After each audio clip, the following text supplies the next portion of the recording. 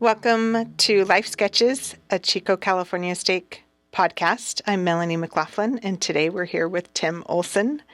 Thank you very much for joining us, Tim. Thank you. I don't know why I'm here. I hope we discover why. During this conversation? Yes. I hope we do too. Let's start with finding out a little bit about your family, the one you grew up in.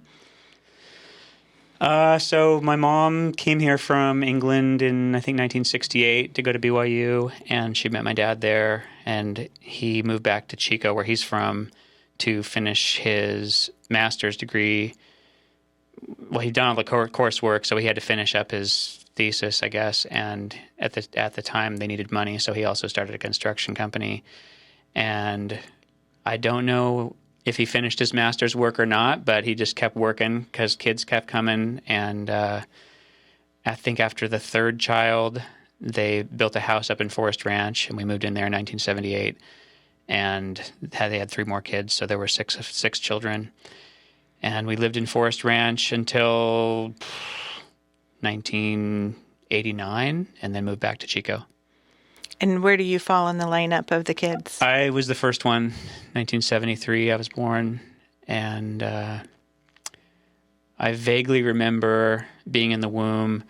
I don't really remember too much about, my young childhood. I guess you learn your first words, things like that. I remember each kid coming along, hey, you've got another brother. Great. Did you get along well with your siblings? We did, yeah. What kinds of things did you do together as a family? Every Sunday after we ate, we would fight in the living room and, wrestle around, pushing each other down on the couch in this great game we called Oops, where you'd push each other on the couch until somebody cried. Did your parents get involved in that game? No, they just let us go.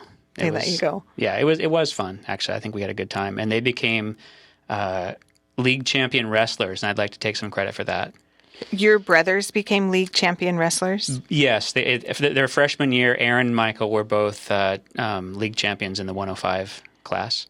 And you credit it to them having to wrestling fight with me you. every Yes. week. Yeah. With your wily skills. Yeah, no, I wasn't a great fighter, but we did battle a lot. It was fun.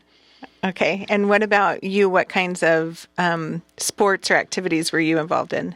As a child, I just remember, I think my dad took me running one day along the railroad tracks when we lived on Nord Avenue, and then when we moved up to the mountains, he bought us bikes, and we started riding our bikes around the hills and building jumps, and every spare moment was spent on bikes, and a little bit of playing soccer, but mostly bikes. Mostly bikes. Yeah. Do you have any sisters? We have one. Yeah, Okay. She was sadly not a part of many of our activities, and I think she spent a lot of time reading, so she benefited from that. She's pretty smart. Okay. So she wasn't involved in the wrestling? She didn't get to do that, unfortunately, but maybe if she were just a little bit older, she would have been part of it. Okay. Yeah, we didn't want to beat our sister. So 6 kids is a lot. Is there a big age gap between you and the youngest? 10 years. 10. So it was like one every couple years. Yeah. Okay. Pretty steady. What brought your family down to Chico? Well, we would probably still live up in the mountains. We loved it up there, but I think 1985, my mom had a stroke, so she was left paralyzed. And after she came home from the hospital, she couldn't really drive as well. She kind of got back to where she could drive, but coming up and down the hill from Forest Ranch to Chico every day for soccer practice and school and things like that, it just seemed kind of an extra burden to her, so we moved down to Chico. Actually, also medical bills. They had to sell their house in Forest Ranch to pay her medical bills. Really? Yes, that was a big part of it. That had to be hard. Well, not for me. I mean, it was hard for me to see my mom, not herself anymore. It was, heartbreaking. But I think for my dad, that was a pretty crushing blow. He had built the house with his bare hands, and it was kind of like the end of a dream. So they ended up buying another house here in Chico. Oh, yeah, they did. Uh-huh. Yeah, over on Monterey Street, and he still lives there. In fact, he's probably still sitting in the living room right this second. Okay, enjoying his home. Yeah, I hope so. Can I ask how did your mom's stroke impact you and your siblings? Well, I just remember laying on the crying, like just thinking how sad I was for her. But my grandma came and she helped watch us, and I think it was really hard for my dad. It was just a lot of uncertainty. You don't realize, I think, how much a mother does until she doesn't do it.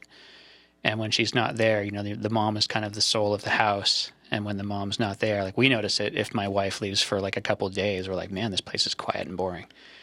So just imagine, you know, Christmas is hard and every holiday is hard and just getting kids ready. There's just so many things that don't get done when mom's not functional. And how did your mom handle the shift? That had to be a big challenge for her. She just was like as happy as ever and just soldiered on, and was just like, as soon as she could, was right back into being the engine of the family. You know, she would do all her laundry with like one hand and her teeth, and you wouldn't even ever think, she didn't think twice about her leg or her arm not working or anything. She just kind of like did her service, went to church, tried to, like, I remember I would lay there in bed with one eye open and she'd be sitting there reading the Bible to me every morning to try to make me wake up. And she got through the whole New Testament, and I remember maybe 3 words of it. But she was just like a machine in many ways. She was just happy, happy, happy, happy, happy, happy. That's pretty great. What are some things that you think you learned through that experience? You know what? Honestly,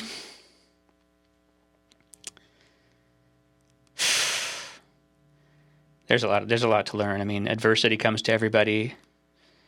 And I mean, how you deal with stress and adversity is really, it's going to define your bad habits, because we all deal with stress maybe in some poor ways, acting out, seeking comfort in kind of ways that are just going to harm you more. There's just so many ways to respond to adversity. And one of them is to like dig in, try to be better, try to be strong, but sometimes you're not strong, and it's hard to see somebody else break and then you break because of it. It can become this big snowball.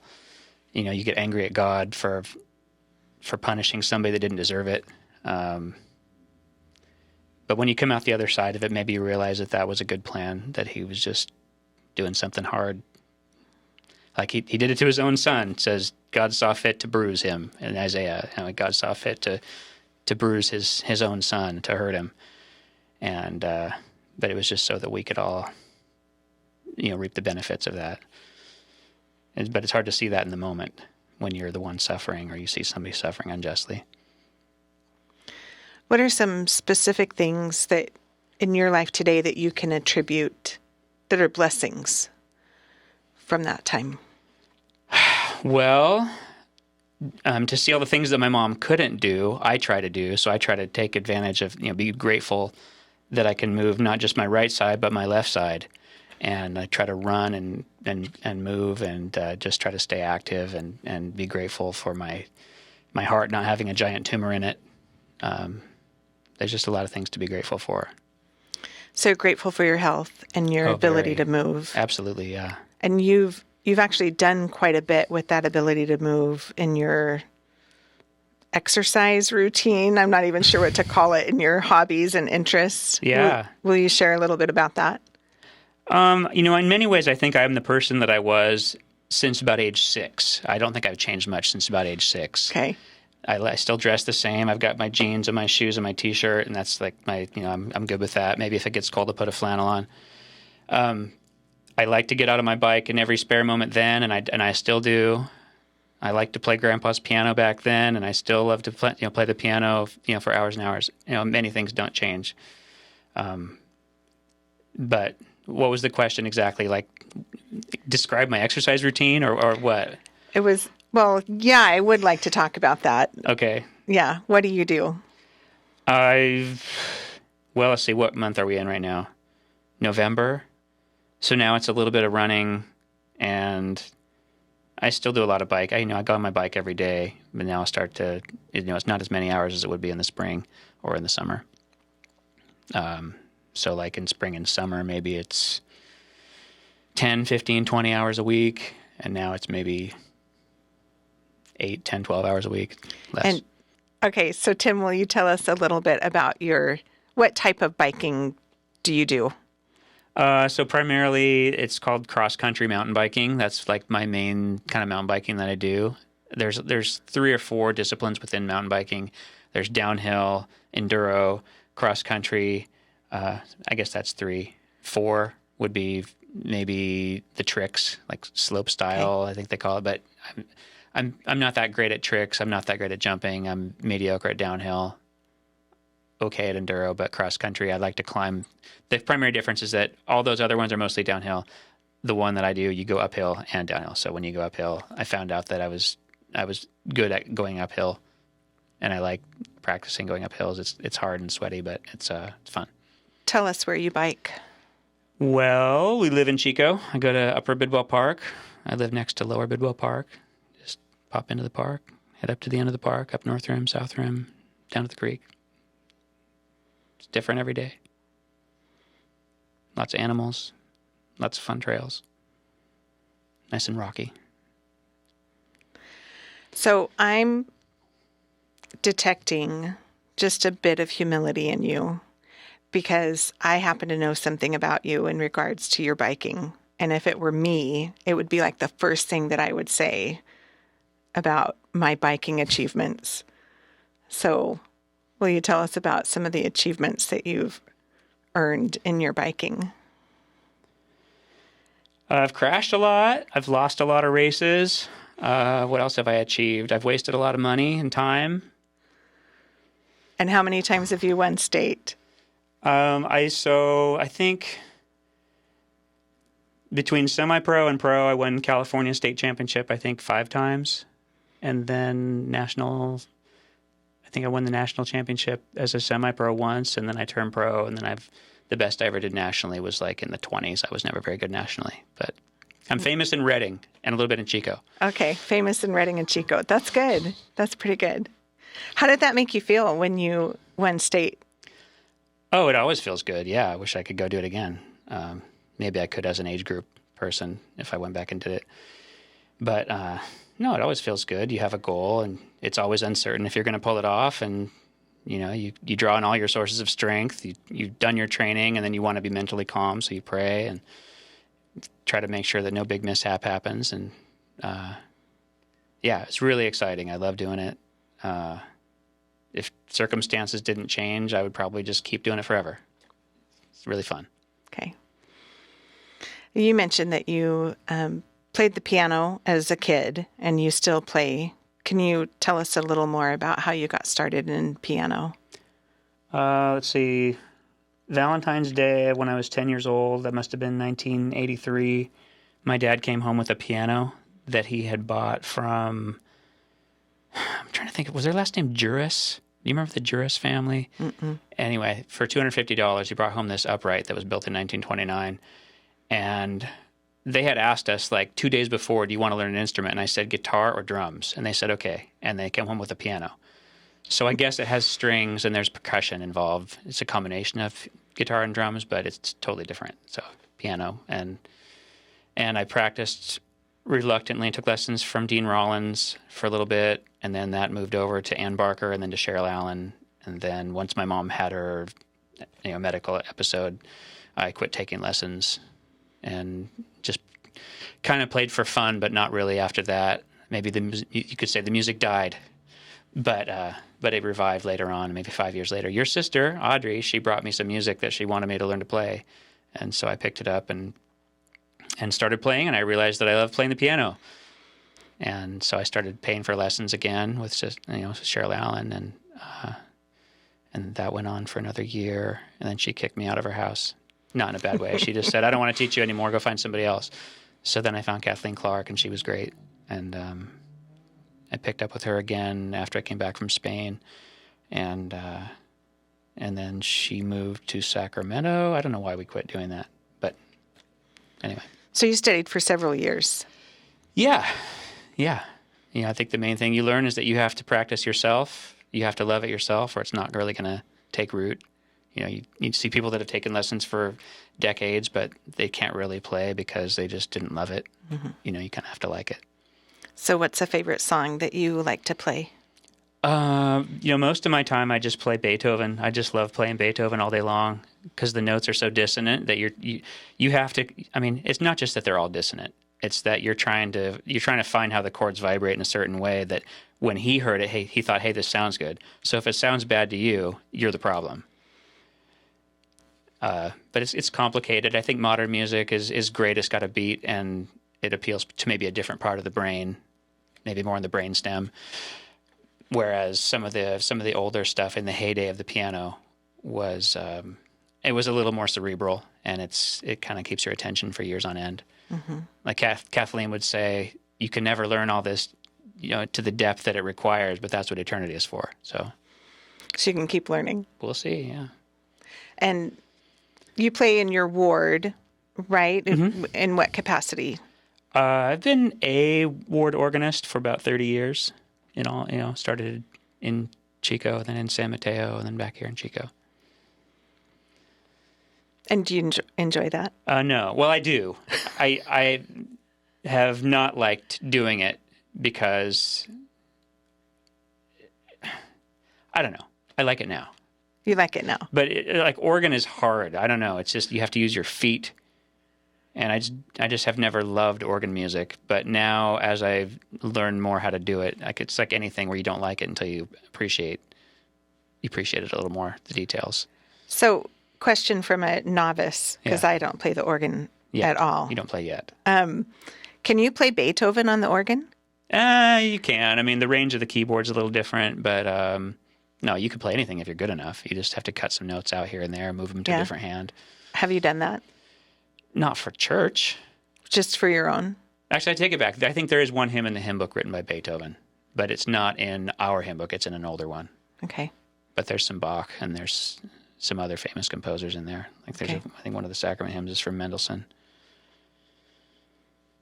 Do any of your kids play the piano or ride bikes, for that matter? No, none of them do anything that I like.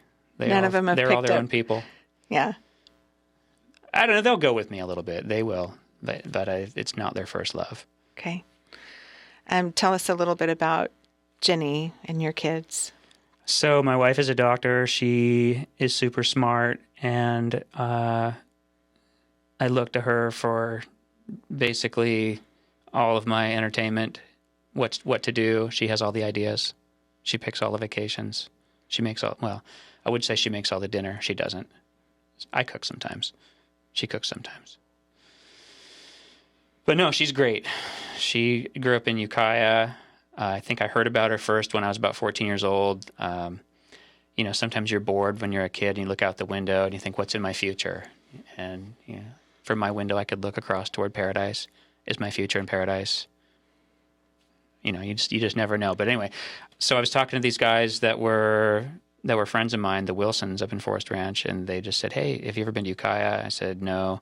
They said, well, if you do, you've got to meet the Henry girls. They were our friends, and we used to play with them all the time, and they were so fun. So I was going to Spain on my mission, and I was in the MTC, and I met her there. And I said, anyway, she said she was from Ukiah, and I said, do you know the Wilsons? And she said, oh, yeah, we're great friends. My mom almost adopted them. And so we just had a few things in common. And I kind of kept tabs on her for the next couple of years after we came back from Spain and she went to UCLA, and I would call her on her birthday and just say happy birthday. Did she serve in the same mission as you? Yeah. And did the two of you ever serve like in the same area at the same time, or?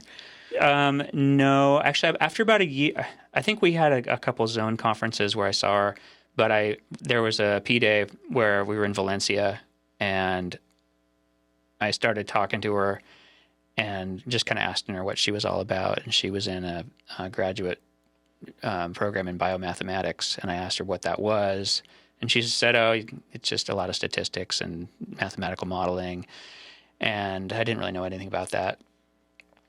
And I said, what's your goal? What interests you? And so she said, my goal is to have original thought, but it's getting late, because if you don't have it by the time you're 25, it's not going to happen. And so by the time I kind of reconnected with her later on, she had left that school and she was going to Stanford and was in medical school, just starting. And I think we dated about 5 days, just kind of going for some runs in the park. And I just said, what do you want to get married? And she didn't say no. She didn't say yes. I kind of took that as a yes. And we've been together for 26 years. Still hasn't said yes. I mean, I'm not going to ask. I don't want her, I don't want to like spoil it or anything. Uh-huh. I would think she said yes. I don't know if she meant it. If she's still with you. Yeah. Yeah. We live together. Yeah. That's a good thing. Right. So what's it like to be a stay-at-home dad? It's boring. But I feel for all the mothers out there because, man, I don't know how you do it. Maybe you're built for it, but I was not. It was not my goal. I wanted to be a doctor myself. I wanted to, do a lot of different things. And I was studying computer science, and then the second kid came, and my brother, who was babysitting for us, left. And then I was home with two of the kids, and I just said, it's fine. I'll just do this for a semester or two until we figure something else out. And now it's been, 20 years. So we still have one at home. Okay. Yeah. Still one at home. Of how many kids do you have? 4 kids. 4. Yeah. So what kinds of things would you do with your kids as a stay-at-home dad? I mean, I know what stay-at-home moms do. Uh-huh. I don't know what stay-at-home moms do, but I was like, I cannot sit in this house. So we would go to the park. I'd put them in the bike trailer, and we'd ride up hills. Some of my kids, they say their best memories are riding around that bike trailer. They would just kind of get going and fall asleep, and I'd be like pumping up the hills and sweating. And so it was good. It was kind of like a good workout. You would take them on the dirt trails? The older one, that could be how I scrambled his brain. But yeah, mostly just on paved trails. Okay. Yeah. That and the baby jogger, that was a good one. You can get the double stroller. I think Megan Watts may have that now. But you can run up the park road. It's gravel, but it's got suspension, so they'll sleep through it. So you exercised a lot with your kids in tow or in front of you? Yeah. Okay. Did you end up cooking a lot? No. I mean, a little bit. You let Jenny do that too? No, we just wouldn't eat. We didn't even have a dining room table, I think, until we moved back to Chico, at which point my oldest kid was like 7. Okay. We also didn't have a bed. We just had mattresses. We just did not, I did not do the whole, decorating. You didn't decorate your home? No, it looked like the whole thing looked like, because she didn't have time to do it, so the whole thing looked like a bachelor pad. Okay. Yeah. But, yeah, no, I have great memories. I mean, when we moved away from our first house, I just cried. It was just like, man, there's so many good memories. Love those kids, and you love your kids forever. I saw this meme recently where it shows this woman running as fast as she can, and it said, "This is your mom if offered the chance to go back to when you were 2 and 5 years old." I pretty much feel that way. Yeah. Wouldn't you though? I miss my kids little. I miss them little a lot. Yeah. Yeah, they're just so cute and just fun. So what do you have in your mind for the future? How far in the future? You can go 20 years. Let's see. At that point, I'll be 70. Well, hopefully it'll be just like now, except we won't have any kids at home. We'll just have grandkids. Do you have grandkids yet? I have one. You have one? Yeah. How old? She is 1 year old. Okay. Yeah, that's do you have any grandkids? No. Well, just wait. You'll love it. And is your grandson, granddaughter? Granddaughter. And is she in town? She is. Okay. What do you get to do with her? Right now, it's mostly pointing at stuff and, what's that? But she's super fun, just super cute. How often do you get to see her? Every day. Really? Yeah, she's every day. Yeah, I watch her while my daughter's in school. She's studying to be a nurse. Okay. So she'll come over and I get to watch Piper. Super fun. She has a few words. I can't believe you don't have grandkids yet. How old are your kids? That's for my interview. Oh, okay. I don't get to ask any questions. All right. I feel like I'm on the Bobby Althoff podcast. So we're going to back up to your biking adventures. Okay. Is there a favorite trail that you have? Yeah, there is. You want to tell us about it? Sure. Yeah. Go to Downeyville. It's not far from here. Have you ever been to I've Downeyville? driven through Downeyville. Yeah, that's like, to me, that's like the best place to ride in the world. There were a lot of bikers there when I went through. Yeah, it's so great. It's like, it's not the hardest, but it's just, the overall experience is like top notch. It's just What is so good. great about that trail? What is so great about it? Well, it's a trail network. So you've got a lot of trails that go up from town. And I think a lot of it may be tied to just the first memory I have of going up there in maybe 1998. No, I take it back. I went up there before I started biking. We had this girl that I knew from student ward who was from Downeyville, Autumn Villarreal. And she said, "Hey, are you into biking?" And I said, "Yeah, kind of." And she said, "Well, you have to come to Downeyville sometime." So then I went, and we did this ride that was so hard that I was almost crying at the end because I was so tired. And I said, this is the best thing ever. Like, once I recovered my energy. And what is so good about it is the mountains are really big. The trails are really old. They're mining trails from 150 years ago that the donkeys used to go up. So they're wide enough.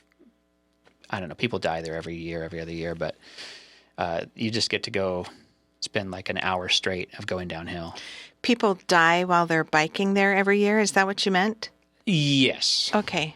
That's not a selling point, but Okay. It is a little bit dangerous. Uh-huh. If you go off the trail, you can end up in the river. And okay. Maybe Do you go there every year? I go there I used to go there, weekly, but now the obsession is waning. I still love it. It's my favorite, but it's hard to recruit other people. So when you're 25, it's easy to get all your 25-year-old friends to go. Mm-hmm. But then once you're 50 and you still want to go, but your friends are 50 and they don't want to go as much. Gotcha. It's more like once a month kind of thing. And so do you not go on your own? I will. Yeah. Okay. But you prefer with more other fun people. With friends. Yeah, it is. Or when you're training for the race, you go up there alone because then you can kind of get the edge on everybody. Okay. So as you look back over 50 years of life, what's a piece of advice or a life lesson that you can kind of take away from the experiences you've had? Well, I would say, okay, we are in a church building, so I will say the church answer first. And that is, establish your relationship with God very strongly, because when hard things come, you're going to fall apart otherwise. But if you have God to lean on and the hard things come, you're going to be far better off. You're going to know when somebody dies that you're going to see him again. You're going to know when somebody gets sick that they're either going to be fine or they're going to die and be fine, but they're going to be fine. Like, things are going to be okay. You just have this knowledge that even if you can't see a way out, there's a way out. So I'd say establish your faith in God first. That's like piece of advice number one. And listen for answers when you pray. Don't just pray. Listen for answers and trust the answers. Are we at the end? No. We still got 3 or 4 minutes left. Okay. So yeah, there's a lot you could say, but that's the first thing I would say. Can I ask you, like, how did you develop that? Well, so after my mom got sick, I was in junior high, just maybe less supervised. I don't know, just didn't really make great choices. And, my way of dealing with stress was not the healthiest. But then your sister, Audrey McLaughlin, she was my friend, and she kind of was really patient with me, and she was always kind of calling me at 5 o'clock in the morning to see if I would get up and go to seminary, and I would say no. I think I'd quit going for a year. But then she would say, I had kind of like this spiritual experience, and I decided that I needed to, I don't know, it just kind of started building within me right around when I turned 17. I was like, you know what, you need to try prayer. Things are not going in a good direction. And so I prayed, and I just felt really strongly that things were going to be okay. Things were going to be better. This was the path. Just stick with God. And it's like, that's the first step. And everything's going to work out from there if you make that choice. And so I started kind of reading my scriptures and feeling really spiritual. And she's like, hey, you going to come to seminary? I said, yes, thank you for inviting me. And she was just kind of like my savior. She was just really there for me. And she cared how I turned out for some reason. And you know, my wife likes to say that I owe my whole life to Audrey McLaughlin. You probably owe quite a bit of it to Jenny Henry, I would bet. And Well, maybe to Tim Olson. No, maybe. I mean, you make your own choices, but she really like she put this whole binder together of like all these like spiritual thoughts and things to get you through hard times. And I read that and I took it with me when I was in Spain for 2 years. And she just kind of always was there, kind of as a background rock to rely on, someone who cared how you did, a little bit of accountability maybe. Nice. So yeah, I owe a lot to her. She was good. So you work with a group of bikers. You volunteer. Yeah, with... there's a high school mountain bike team, the North State Composite Mountain Bike Team. I'm one of the coaches for them. It's like 80 kids. It was smaller, but it might even be 100 kids now. I don't know. It's grown a lot. Yeah. Okay. So what's some advice you would give to that group? Oh, okay. There's practice 3 days a week, but if you want to be really good, you need to be doing not just riding. You have to do sprinting, intervals, weight training, push-ups, sit-ups, ride your days off, take 1 or 2 rest days a week, but you need to be riding more and riding longer and riding harder. So be really focused. Be really focused. Don't expect to just show up and be a winner. If you show up and do the same as everyone else, you're going to be mediocre. You have to go extra. If you do the extra, you'll be the best. Do you ride with them when you guys practice? Yeah. Are you usually in the front or in the back of the group? Well, either way, I'm happy to be at front of the back. Yeah. Okay. They're fun. The kids are their enthusiasm is contagious. I love doing it. They're just like a fun group. I love being with the youth. Make you feel young again. Have you and Jenny talked about leaving Chico? Or do you think this will be your home? I don't know. We just got a rental house up in Tahoe. There's possibility of spending some time there, but we're going to live in Chico for the foreseeable future that we know of right now. Good. Well, thanks so much for coming to visit with us. We appreciate your time and sharing all your stories with us. That was only like 1% of my stories. We have way more than this, but maybe some other time. Sure.